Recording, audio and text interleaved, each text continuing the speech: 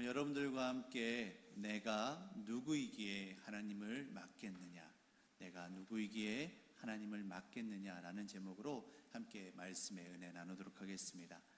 사도행전 9장부터 11장까지의 말씀은 초대교회 역사 가운데 특별히 세계 선교와 영혼 구원이라는 관점에서 매우 중요한 의미를 지니고 있습니다. 사도행전 9장에서는 교회를 핍박하던 이 사울이라는 청년을 예수님께서 그를 만나주시고 회심시켜 주심으로 말미암아 이방 선교를 위한 사도로 그를 준비시켜 주십니다.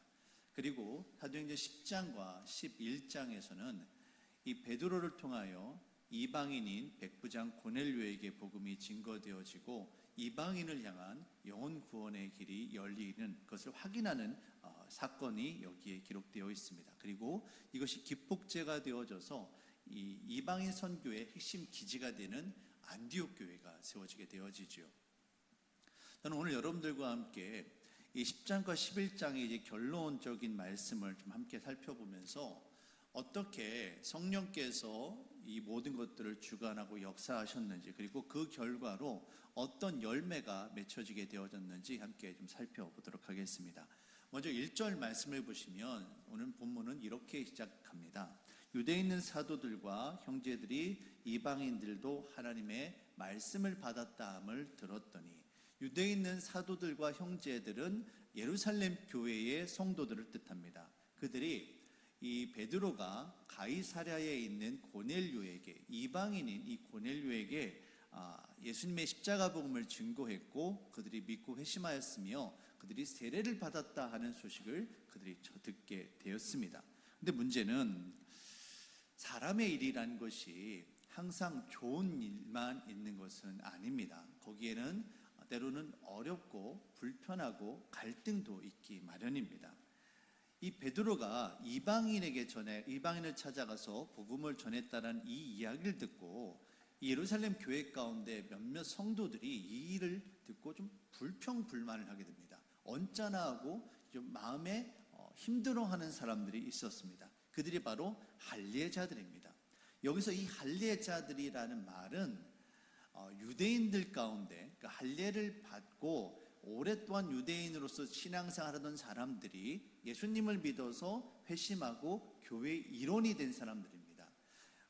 예수님을 믿어서 구원받았으면 틀림이 없습니다. 그러나 오랫동안 할례를 받고 율법을 지켜왔던 그 생활들이 너무나도 오래되다 보니 아직도 거기에 영향을 받고 있는 그런 사람들인 겁니다. 그런데 이 사람들이 이 베드로가 사역을 마치고 예루살렘 교회로 돌아오자마자 마치 기다렸다라는 듯이 베드로를 찾아가서 베드로를 비난합니다.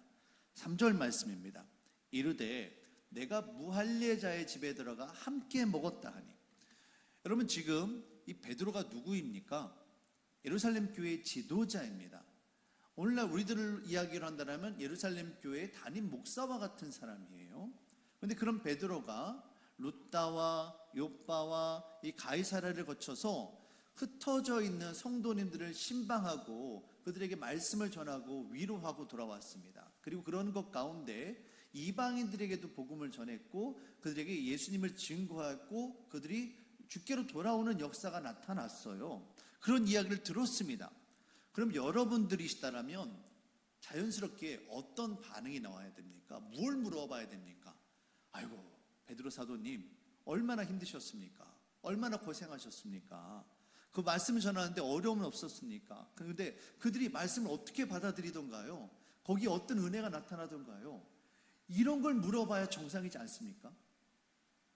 그런데 그들은 그런 이야기를 전혀 하지 않아요. 반대로 오히려 하는 이야기가 무엇입니까? 왜 무할례자의 집에 들어갔습니까? 왜 그들과 밥을 먹었습니까? 이걸 물어보는 거예요. 지금 베드로는 이방인들이, 우리 유대인들의 관점에서는 정말 멸망의 자손이라고 생각했던 그 이방인들이 예수님을 믿고 구원받았다, 그들이 천국 백성이 되어졌다, 영혼 구원에 대한 이야기를 하고 있는데 이 유대 할례자들은 왜 당신이 유대인인 당신이 이방인의 집에 들어갔느냐, 왜 그들과 밥을 먹었느냐, 자꾸만 율법에 대한 이야기를 하고 있어요. 한쪽은 영혼 구원에 대한 이야기를 하고 있는데 한쪽은 규칙을 따지고 있는 겁니다.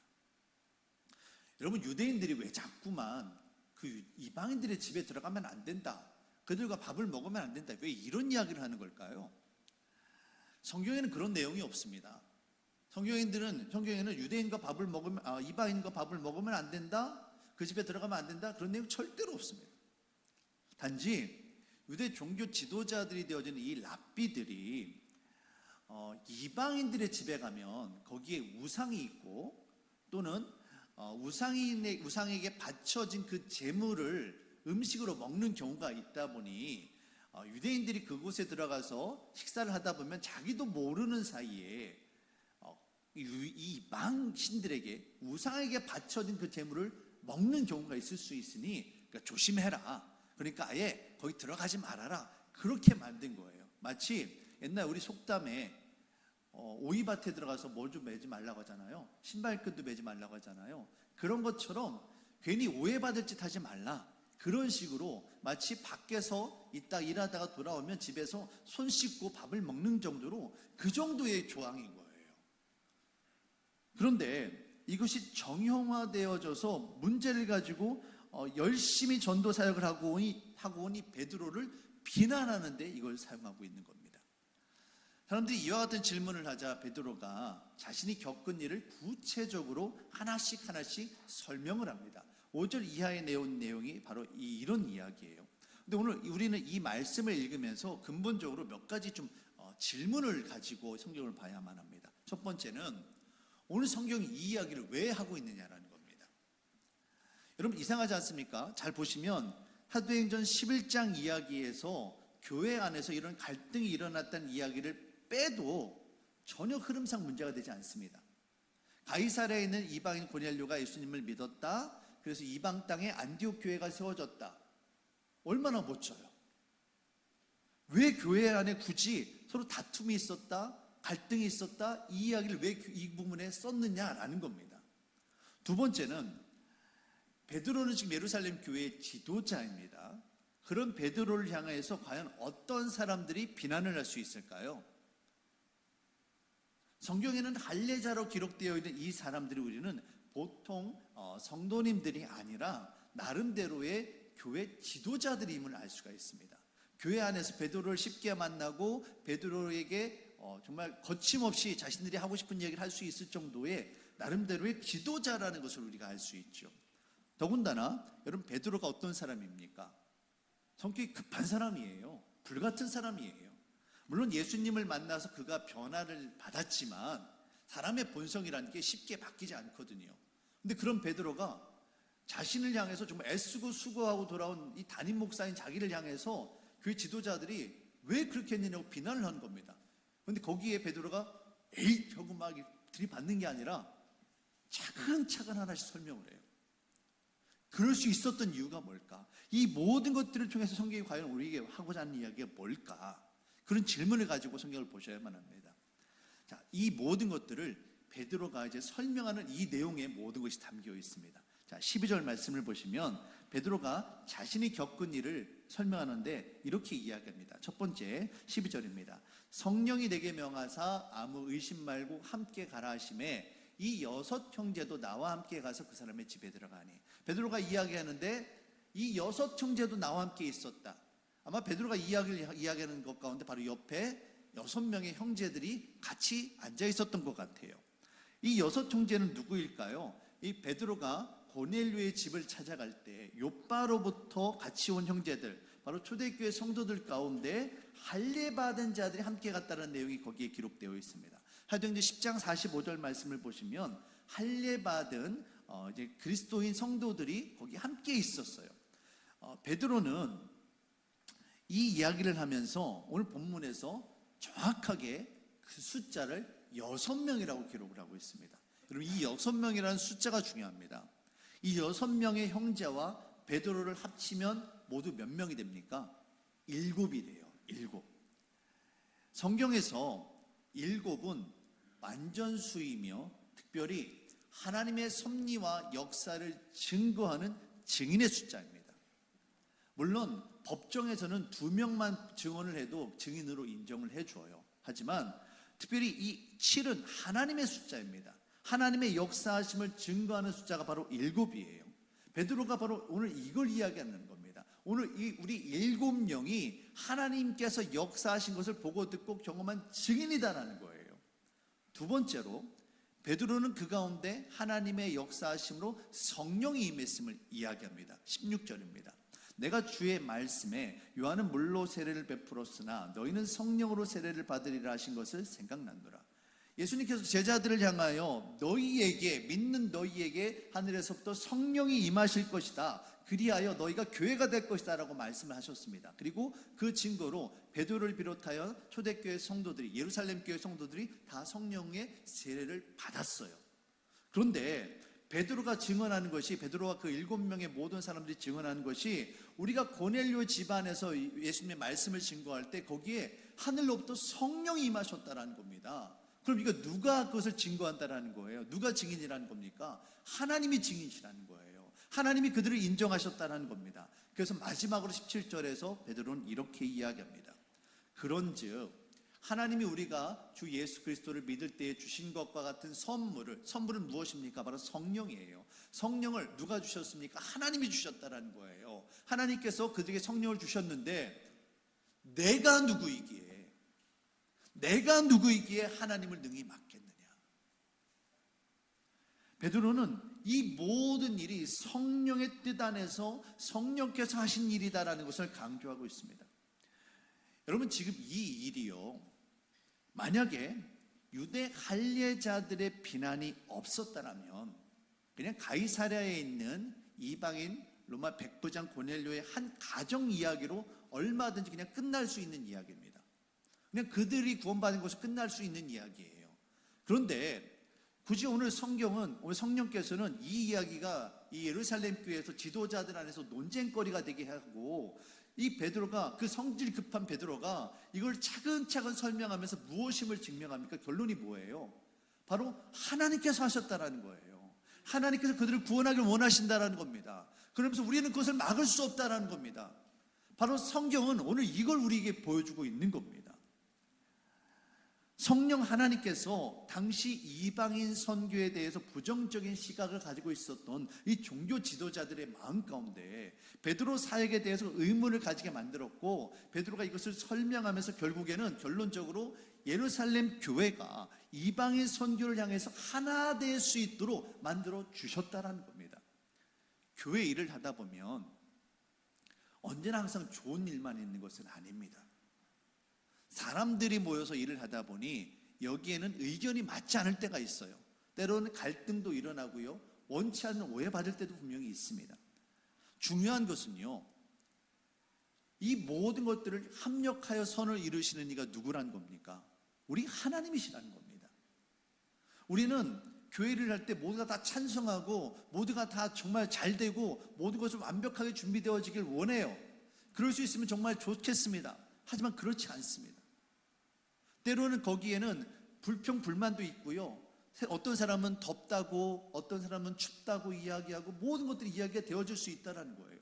중요한 것은 마치 베드로가 마주했던 하늘에서 내려온 보자기처럼 그 안에 온통 섞여 있는 것이 바로 우리의 교회의 모습이라는 겁니다. 그런 우리들을 누가 만들어 주신다는 겁니까? 하나님이 합력하여 선을 만들어 주신다는 겁니다. 교회 안에 있는 이 갈등을 통해 중요한 것은 하나님이 주인 되시고 하나님의 뜻을 만들어가 주신다는 거예요. 이것을 여러분 믿으시길 바랍니다. 전도를 하다 보면 가끔 이런 분들이 계세요. 목사님, 좋은 말씀 해주셔서 감사합니다. 그런데 제가요, 술 좋아하고요, 담배도 피고요, 도박도 합니다. 제가 이거 다 끊고 나면 그때 교회 나갈게요. 그런 분들 나오시는 분 계세요. 여러분들 많이 들어보셨을 겁니다. 저는 그분이 교회 나오신다는 그런 말씀해 주셔서 너무 감사해요. 하지만 잘못 생각하고 계시는 게 하나 있어요.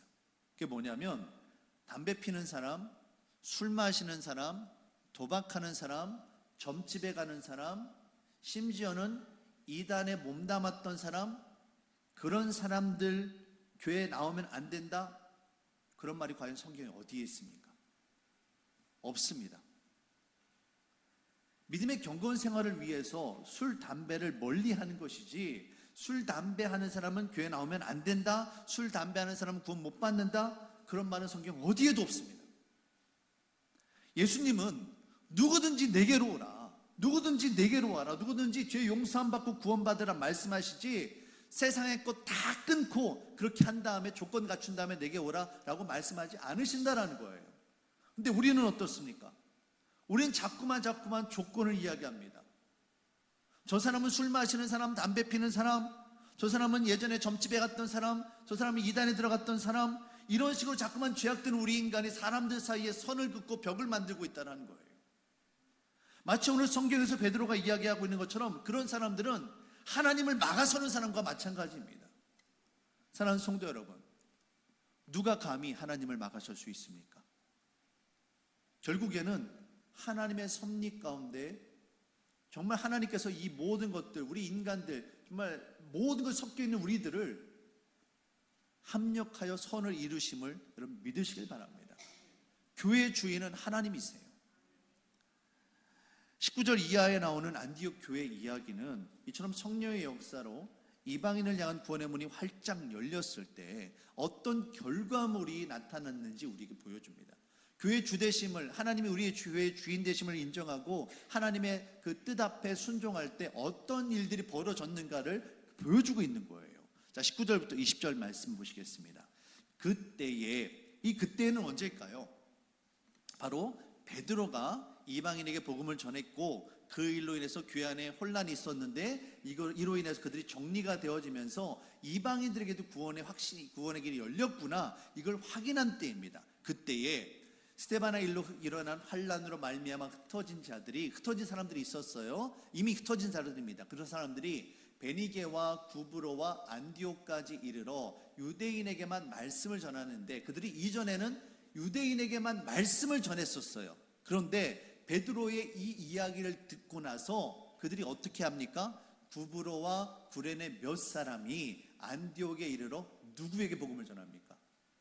헬라인에게 복음을 전합니다. 이방인에게 복음을 전합니다. 헬라인에게도 말하여 주 예수를 전파하니, 그랬더니 어떤 결과가 나타납니까? 자, 21절 말씀입니다. 함께 같이 읽도록 하겠습니다. 21절 말씀 시작. 주의 손이 그들과 함께 하심에 수많은 사람들이 믿고 주께 돌아오더라.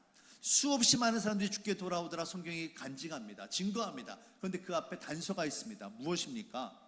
주의 손이 그들과 함께 하심에. 헬라인에게, 이방인들에게, 유대인들의 관점에서는 저주받은 자손이라고 여겨졌던 그들에게 복음을 전한 그곳에 주의 손이 함께 하셨다. 이것이 바로 성경의 결론입니다.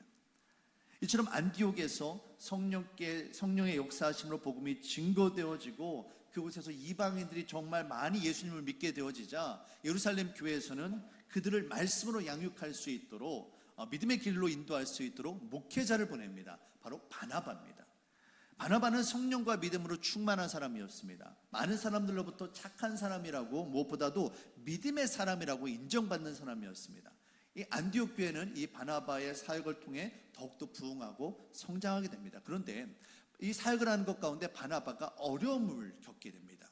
그래서 누구를 데려오냐면 다소에 있는 이 사울을 데리고 옵니다.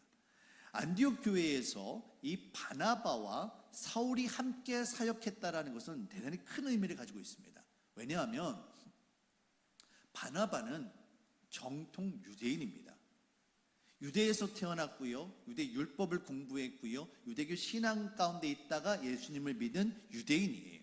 그런데 그 유대인인 그 바나바가 지금 안디옥에 와서 완전 이방인들로만 구성되어 있는 그곳에서 목회를 하는 겁니다. 마치 이런 것 같습니다. 한국에서 태어나서 한국에서 자라고 한국에서 신학 공부를 한 목사님이 미국으로 유학을 가서 거기에서 미국인들끼리만 구성되어 있는 그곳에서 그 영어로 목회를 하는 거예요. 여러분 얼마나 어렵겠습니까? 그래서 어렵다 보니 누가 생각났느냐면 이 사울이란 청년이 생각난 거예요. 사울은 유대인이기는 합니다. 하지만 유대가 아니라 로마 땅에서 태어났고요, 로마 시민권자이고요, 그리고 그 헬라 문화에 정통한 사람이고요, 그러면서도 동시에 유대 율법에도 정말 해박한 지식을 갖고 있는 사람입니다. 마치 미국 땅에 태어나서 미국 땅에서 자라나고 미국에서 교육받고 영어도 정말 완전 원어민이죠. 원어민으로 하는 그런 한인 2세대 전도사님 같은 그런 분인 거예요. 그래서 유대인인 이 바나바와 이 로마 시민권자인 이 바울이 함께 거기에서 안디옥 교회에서 사역을 하는 겁니다. 이거는 이방인과 유대인과 이방인이 함께 모여서 사역을 하는 것과 동역하는 것과 마찬가지 효과를 나타내는 거예요. 그랬더니 어떤 일이 나타납니까? 25절, 26절 말씀입니다. 바나바가 사울을 찾으러 다소로 가서 만남에 안디옥에 데리고 와서 둘이 교회 1년간 모여 있어 큰 무리를 가르쳤고 제자들이 안디옥에서 비로소 그리스도인이라 일컬음을 받게 되었더라. 제자들이 안디옥에서 비로소 그리스도인이라 일컬음을 받게 됩니다. 여러분, 그리스도인이라는 말은 그리스도를 닮은 사람, 그리스도의 사람, 그리스도에 속한 사람이라는 뜻을 가진 이름이에요. 여러분, 예수님을 믿는 우리들에게 있어서 그리스도를 닮았다? 이거 정말 영광스러운 이름입니다. 저의 평생의 소원은 예수님처럼 생각하고 예수님처럼 말하고 예수님처럼 사람들을 섬기는 거예요. 예수님을 정말 닮고 싶어요. 그런데 이 안디옥 교회 성도들이 최초로 비로소 그리스도인이라는 이름으로 불렸다라는 겁니다. 여러분, 그런데 이 그리스도인이라는 이름이 안디옥으로부터 시작되었다는 것이 정말 중요합니다. 보세요. 오랜 시간 예수님을 믿어왔고 예수님의 제자들인 사도가 교회의 핵심 지도자들입니다. 스스로 교회의 뿌리라고 자처하고 교회의 어머니라고 자처하는 이 예루살렘 교회에서 이 그리스도인이라는 이름이 불린 게 아니다라는 겁니다. 반대로 처음에는 어떻게 이방인 가운데 구원이 있을 수 있느냐, 저들은 정말 땅끝이고 저주받은 백성이라고 여겼던 하나님의 구원으로부터 제외되었다고 여겨졌고 심지어 그들과 식사해도 안 되고 그들과 같이 한 집에 있어도 안 된다고 여겨졌던 이방인들로 구성되어 있는 그 안디옥 교회에서 최초로 예수님을 닮은 자들이라는 이름으로 그리스도인으로 불리기 시작했다는 거예요. 유대 할례자들은 하나님의 역사하심을 막아서려 했지만 과연 어느 누가 막아설 수 있겠습니까? 안디옥 교회는 바로 교회의 주인이 바로 하나님이시며 성령께서 이 모든 것들을 주관하고 계심을 보여주시는 살아있는 증거가 되어지는 겁니다. 그리고 심지어 27절 이하의 말씀을 보시면 그 땅에 큰 흉년이 찾아옵니다. 이로 인해서 유대 지역에 있는 형제들, 여러 형제들이 어려움을 당하게 됩니다. 이때 유대인들이 비난하고 조롱했던 이 안디옥 교회 형제들, 이방인들이 이 안디옥 교회 형제들이 오히려 돈을 모아서 헌금을 내서 예루살렘 교회 성도들을 돕는 일에 앞장을 서요. 유대 그리스도인들은 그들을 우리의 형제라고 인정하지 않으려 했지만 오히려 그들은 그리스도 안에서 한 지체가 된 예루살렘 교회 형제들을 돕는 일에 팔벗고 나섭니다. 그들 또한 어려운 상황입니다. 똑같이 어려운 거예요. 기근이 예루살렘에만 찾아왔겠습니까? 아니잖아요. 온 땅에 찾아온 거예요. 하지만 그럼에도 불구하고 믿음으로 한 형제 자매 된 예루살렘 교회를 안디옥 교회가 돕고 있는 겁니다. 사랑하는 성도 여러분, 오늘 성경의 주인공은 베드로도 바나바도 사울도 결코 아닙니다. 오직 하나님만이 오늘 이야기의 주인공이심을 여러분 믿으시길 바랍니다. 오늘 성경은 우리에게 분명하게 이야기하고 있습니다. 과연 누가 능히 하나님을 막아설 수 있느냐? 성령이 하시는 일은 어느 누구도 막을 수 없다는 겁니다. 사랑하는 성도 여러분, 제가 계속해서 말씀드리지만 우리 교회의 주인은 바로 하나님이십니다. 오늘 우리들의 삶 가운데 하나님이 주인 되어 주셔서 주의 일을 하고 계심을 여러분 믿으시길 바랍니다. 우리 인간 안에 있는 이 불편함으로, 이 갈등으로 인해서 하나님의 막아서서는 안 되는 거예요. 요한복음 3장 16절 말씀입니다. 하나님이 세상을 이처럼 사랑하사 독생자를 주셨으니 이는 그를 믿는 자마다, 그가 유대인이 되어졌던 이방인이 되어졌던 죄인이 되어졌던 가난한 자 부자 상관없이 누가 되어졌든지 멸망하지 않고 영생을 얻게 하려 하십니다라고 분명하게 이야기하고 있습니다. 사도 바울은 로마서 10장 13절에서 이렇게 이야기합니다. 누구든지 주의 이름을 부르는 자는 구원을 받으리라. 이전 모습은 어떤 자가 되어졌든지 상관없이 예수님을 부르며 예수님에 대해서 정말 주님 나를 구원하여 주십시오라고 부르짖는 자는 누구든지 구원을 받는다라고 분명하게 이야기합니다. 마지막으로 요한계시록 3장 16절 말씀입니다. 예수님께서 하시는 말씀이 볼지어다 내가 문 밖에 서서 두드리노니 누구든지 내 음성을 듣고 문을 열면 내가 그에게로 들어가 그와 더불어 먹고 그는 나와 더불어 먹으리라. 유대인들은 이방인들을 향하여 너희는 나와 같이 먹을 수 없다라고 이야기했다 하지만 예수님은 뭐라고 말씀하십니까? 누구든지 내가 그에게로 들어가서 그와 더불어 먹고 그는 나와 더불어 살리라라고 말씀하고 계십니다. 사랑하는 성도 여러분, 우리가 주님의 일을 막아서는 자가 되어서는 안 되겠습니다. 하나님은 오늘 우리 행복한 교회를 통하여 더 많은 일들을, 더 선한 일들을, 무엇보다도 더 많은 영혼들을 구원하기를 원하고 계십니다. 우리 모두가 구원의 통로가 되어지길 원합니다. 하나님의 뜻에 우리가 합력하여 선을 이루며 우리의 부족한 모습이 있고 우리의 연약한 모습이 있지만 우리가 주님의 뜻에 순종하며 나아갈 때 하나님께서는 저와 여러분 한 사람 한 사람을 통해서 주님의 일을 이루어가 주실 것입니다. 우리 행복한 교회가 그리고 무엇보다 여러분의 가정이 주님 앞에 온전히 세워져가는 그 은혜가 임할 수 있기를 주의 이름으로 축원합니다. 사랑의 주님, 오늘 성경은 우리에게 분명하게 이야기하고 있습니다. 사람은 결코 하나님의 일을 막아설 수가 없습니다.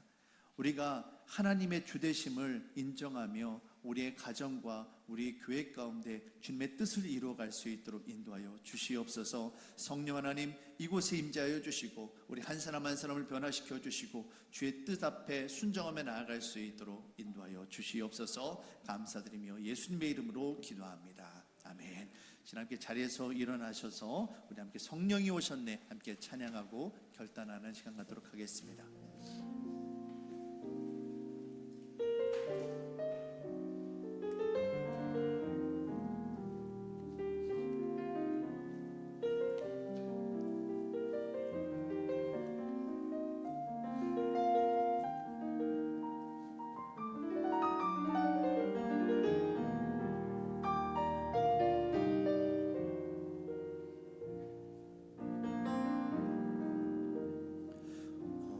시절 지날 때 기쁜 한숨 내쉴 때 그런 풍경 보시며 단식하는 분인데 고와 같이 너희를 버려두지 않으리 내가 너희와 영원히 함께하리 억눌린 자 갇힌 자 억눌린 자 갇힌 자 자유함이 없는 자 피난처가 되시는 성령님 계시네 주의 영이 계신 곳에 참 자유가 있다네 진리의 영이신 성령이 오셨네 성령이 오셨네 성령이 오셨네 내 주의 보내신 성령이 오셨네 우리 인생 가운데 진히 찾아오셔서 그 나라 꿈꾸게 하신 성령이 오셨네 성령이 오셨네 성령이 오셨네 내 주의 보내신 성령이 오셨네 우리 인생 가운데 진히 찾아오셔서 그 나라 꿈꾸게 하 성령이 오셨네 성령이 오셨네 성령이 오셨네 내 주의 보내신 성령이 오셨네 우리 인생 가운데 진히 찾아오셔서 그 나라 꿈꾸게 하 우리 찬양하며 고백합시다 성령이 오셨네 성령이 성령님 이곳에 임재하여 주시옵소서. 내 주의 목 내신 성령이 우리 사람 사이에 주의 성령이 임하여 주시옵소서. 내 가운데 진히 찾아오셔서 그 나라 꿈꾸게 하시네. 이 시간 우리가 함께 기도하길 원합니다. 성령님 우리의 심령 가운데 임재하여 주시옵소서. 우리의 가정 가운데 우리 교회 가운데 임재하여 주시고 하나님의 주대심으로 주의 역사로 주의 능력으로 채워주시옵소서. 우리 가운데는 연약함과 우리 가운데 갈등이 더 이상 문제가 되지 않게 하여 주시옵소서. 하나님의 능력으로 이 모든 것들을 덮으시며 모든 것을 합력하여 선을 이루시는 그 하나님의 능력이 우리의 삶 가운데 나타나길 원합니다. 이 시간 함께 결단하며 주님 앞에 기도하며 나아가도록 하겠습니다. 주여 아버지 하나님 임하여 주시기를 원합니다. 우리 성도님들의 삶 가운데 주의 성령으로 임하여 주시옵소서. 우리 연약감을 뛰어넘는 주의 은혜를 경험하게 하여 주시옵소서. 우리 인간은 자꾸만 인간의 잣대로 서로를 가르고 서로 선을 긋고 서로 벽을 쌓고 있습니다. 이 모든 것들을 뛰어넘는 주의 은혜를 경험하게 하여 주시옵소서. 이 모든 것들을 주장하시고 이것들을 통해 합력하는 선을 이루시는 주의 은혜를 보기를 원합니다. 우리 가정의 주인이 바로 하나님이심을 고백합니다. 우리 사업의 주인이 바로 하나님이심을 고백합니다. 나의 건강의 주인이 바로 하나님이심을 고백합니다. 우리 교회의 주인이 바로 하나님이심을 고백합니다. 누가 감히 하나님을 막아설 수 있겠습니까? 주님 앞에 결단하며 나가겠사오니 주님 의지하며 나가겠사오니 주님 함께하여 주시옵소서. 주의 성령으로 함께하여 주시옵소서. 주님 함께하여 주시옵소서. 꿈꾸게 하신 성령이 오셨네. 성령이 오셨네. 성령이 오셨네. 내 주의 목 대신 성령이 오셨네. 우리 인생 가운데 진히 찾아오셔서 그 나라 꿈꾸게 우리의 믿음으로 고백하며 찬양합시다. 성령이 오셨네. 성령이 오셨네. 성령이 오셨네. 내 주의 목 내신 성령이 오셨네. 우리 인생 가운데 진히 찾아오셔서 그 나라 꿈꾸게 하시네.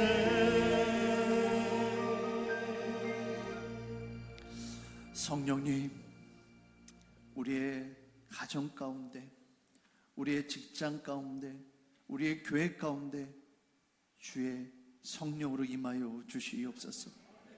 누가 감히 하나님을 막아설 수 있겠습니까? 하나님의 주되심을 선언하며 주님 앞에 믿음으로 나아가오니 성령 하나님 인도하여 주시옵소서. 이제는 우리를 죽기까지 사랑하신 예수 그리스도의 그 크신 은혜와 아들을 아끼지 아니하시고 온전히 내어주신 성부 하나님의 지극하신 그 사랑과 성령 하나님의 감화 감동 교통 역사하심의 은혜가 하나님만을 주인 삼고 살아가기로 굳게 다짐하는 모든 성도님들의 삶 가운데에 지금부터 영원토록 함께 하시기를 간절히 축원하옵나이다. 아멘.